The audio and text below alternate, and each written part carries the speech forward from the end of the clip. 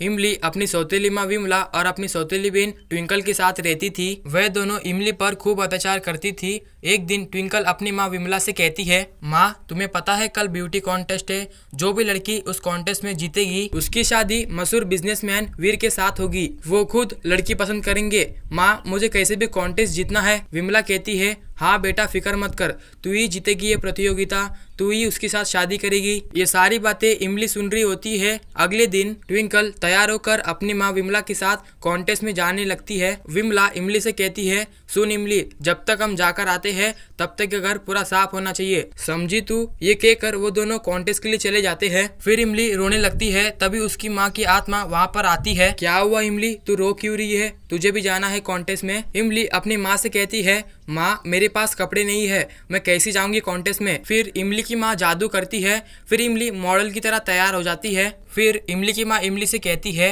बेटा तू जा, पर एक बात का ख्याल रखना, 12 बजे से पहले घर वापस आ जाना, नहीं तो जादू का असर खत्म हो जाएगा और तू अपनी असली हालत में वापस आ जाएगी। इमली वहाँ से कॉन्टेस्ट के लिए चली जाती है। स्टेज पे ट्विंकल के अलावा और कई लड़कियां खड़ी होती है। सामने वीर खड़ा होता है। बारी बारी सब वॉक करती है। तभी इमली स्टेज पर आती है। वीर उसे देखता ही रह जाता है। तभी घड़ी में 12 बज जाते हैं। इमली वहाँ से भाग जाती है, लेकिन उसका एक सैंडल वहीं पे रह जाता है। वीर अपने मैनेजर से कहता है, पता लगाओ ये लड़की कौन थी, मुझे किसी भी हालत में वो लड़की चाहिए। वीर अगले दिन ट्विंकल के घर जाता है। आप ये सैंडल पहनकर दिखा सकती है, लेकिन ये सैंडल ट्विंकल को नहीं आता है। तभी वीर इमली से कहता है, आप इधर आइए और ये सैंडल पहनकर देखिए। इमली जैसे ही वो सैंडल पहनती है उसके पैर में वो फिक्स आ जाता है। वीर ये देखकर बहुत खुश हो जाता है और कहता है, अच्छा तुम वो लड़की हो जिससे मैं शादी करना चाहता हूँ, क्या तुम मुझसे शादी करोगी?